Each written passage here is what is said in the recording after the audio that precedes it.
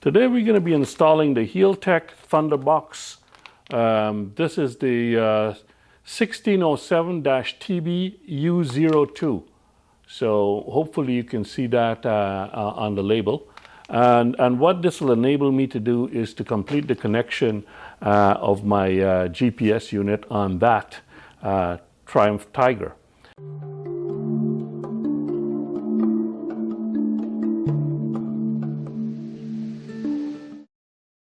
In the Thunderbox kit is the actual unit here, and it comes with a stick-on, I guess it's Velcro. Yeah, you can Velcro it to the inside of the bike.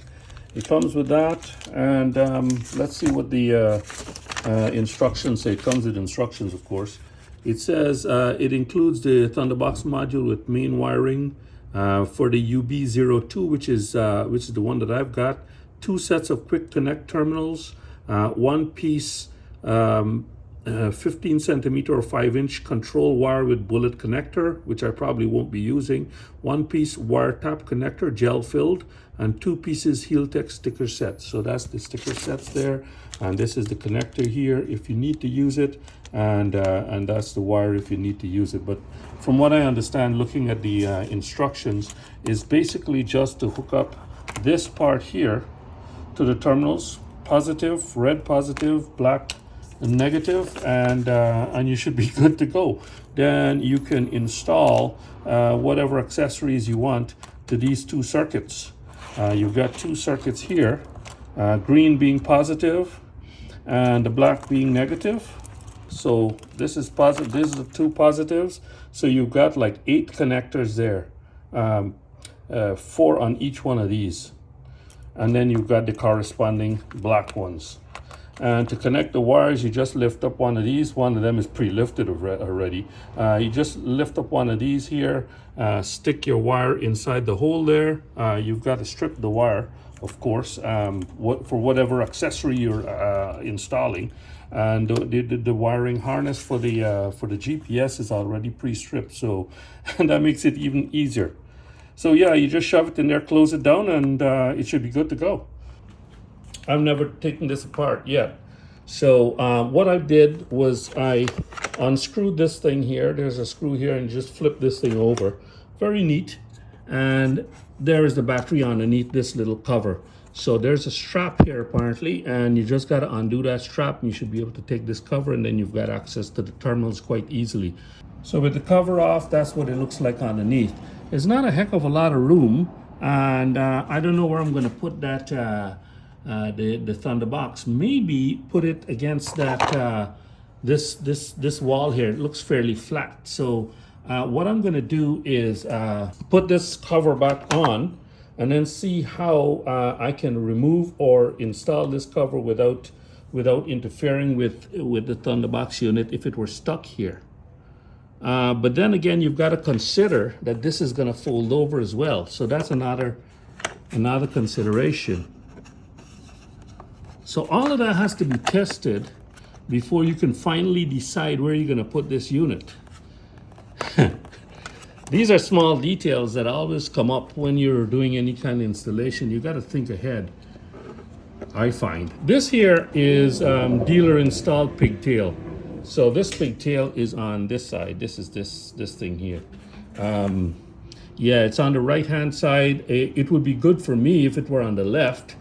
So maybe I'll take this opportunity to bring it over onto the left, because I'm going to be using this pigtail for my heated gear. So now that I've got this out, I'm gonna undo what the dealer did and just move this over to this side, so that at least I can connect my heated gear.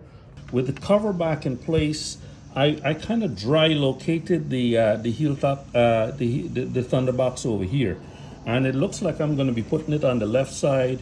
There is a spot down there that I can put it, and I should be able to see the little diode. You see that little spot there? That's what's going to light up green to tell me that the thing is working. So at least I'll be able to see that.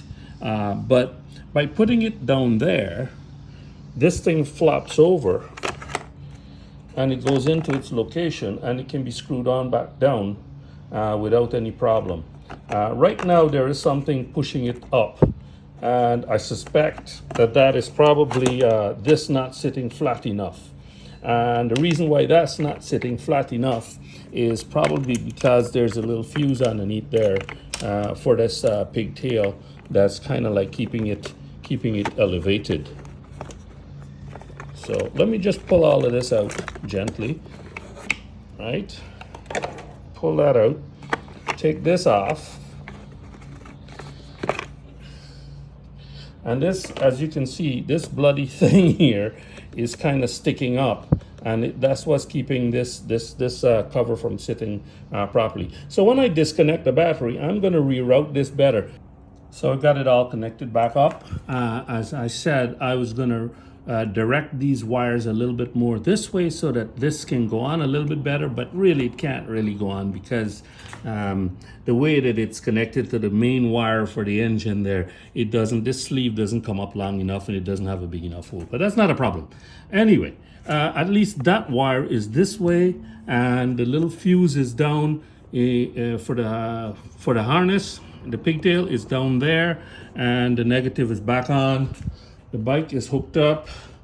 Now, on the forums, they were saying that when you disconnect the battery and reconnect it, you get all kinds of grief, which I wouldn't be surprised, because this is a Triumph. You see, it's got that wrench there.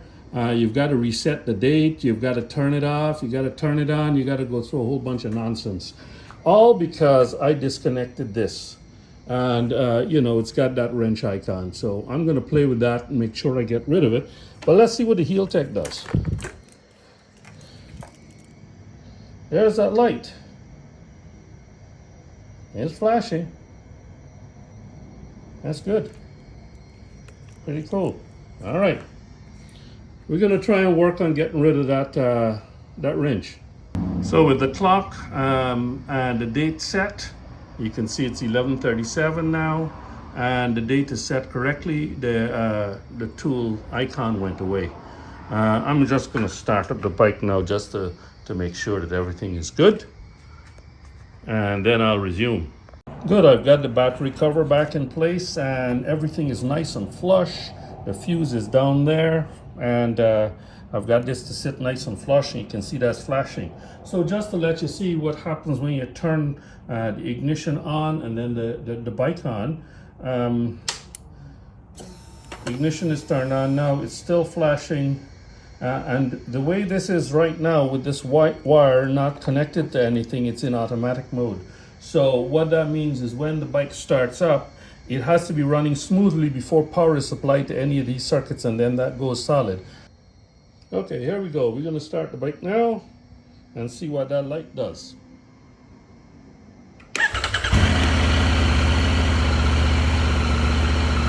It's waiting, and then the bike is powered. The power is now being supplied to these circuits here. Of course, the tool icon is gone, and this is what I had to do to my clutch.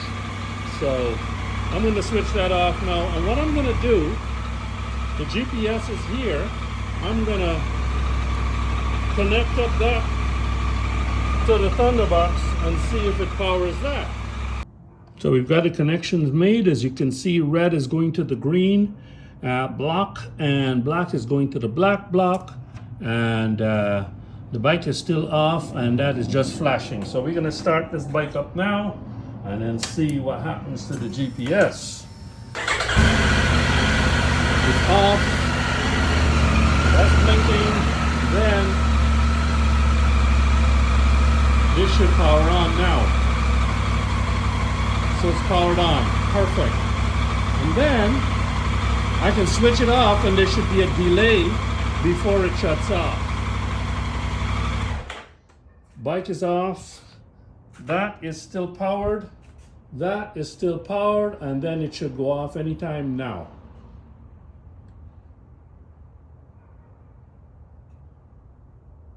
Well, it switches over to the Garmin's thing, but power has been lost, so we know it's cut the power from the Thunderbox. So, and that's flashing back again like that. Perfect. So now this installation is done.